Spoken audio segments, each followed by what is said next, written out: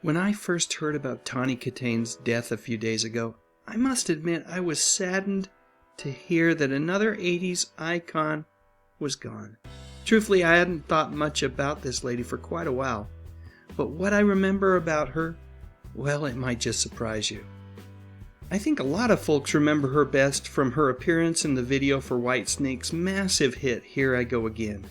And while that song is great, it really is, I think the video is memorable more than anything else because of Tawny. She wasn't just another pretty video vixen recruited to ensure that teenage boys kept watching their MTV. No, Tawny was special. You could see it in every single shot that she showed up in. And to be frank, at least with this video, she stole the show.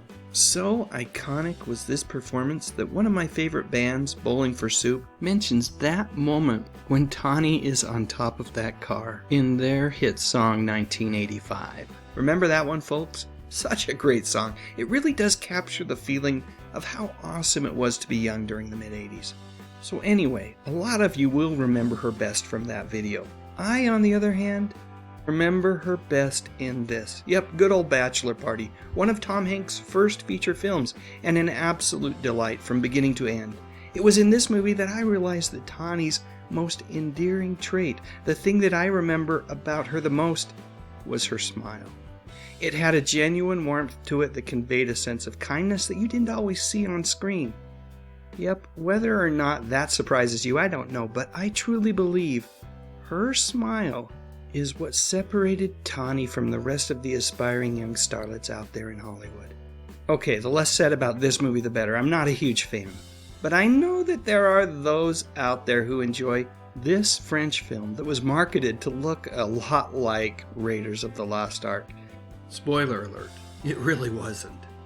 A better movie, and one that I really did enjoy, was 1986's Witchboard. Truthfully, folks, Ouija boards have always creeped me out, almost as much as this doll from the classic TV show Family Affair. Yep, Mrs. Beasley could definitely give Chucky a run for his money in the creepy department, if you ask me. Anyway, in the movie, Tawny plays a young lady named Linda who inadvertently summons an evil spirit. When I was a kid, my parents warned me about Ouija boards, and this movie confirmed every dire warning that they threw my way. The next thing that I remember seeing Tawny in was the early 90s reboot of WKRP in Cincinnati. Tawny was great in the show, playing DJ Mona Loveland. Much like Lonnie Anderson's Jennifer character in the original series, Mona was as smart as she was sexy. After that, Tawny popped up from time to time, guest starring in a variety of different shows, and like I said earlier, somewhere along the way I just kinda lost track of her. And then May 7th, 2021 rolled around, along with the news that Tawny was no longer with us. Just 59 years old. A real tragedy. No foul play is suspected, and from everything that I've read, it doesn't sound like drugs or alcohol were involved, although no official cause of death has been announced.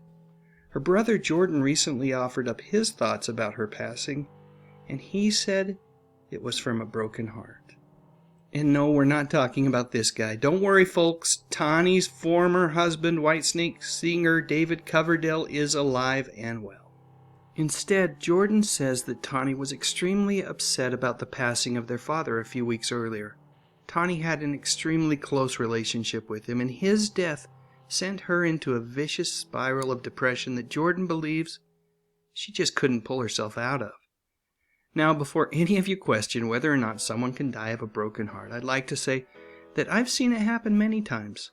A couple of examples that immediately come to mind involve actress Deborah Lee Scott, who struggled to carry on after the passing of her husband, as well as Debbie Reynolds, who succumbed to a severe stroke just one day after the shocking death of her daughter, Carrie Fisher. So is Jordan right? Could a broken heart have led to the circumstances that caused Tawny's death? I believe that it is not only possible, but probable. So there you go. One more picture of that amazing smile. And now it's your turn. Do you have any memories of Tawny that you would like to share? And do you believe that people can die from a broken heart? Let me know in the comments section, and while you're at it, I'd love a thumbs up if you enjoyed this video, and I would be honored if you would consider subscribing to my channel. I talk about music, movies, and mostly television from the 50s, 60s, 70s, and 80s. You know, the good stuff.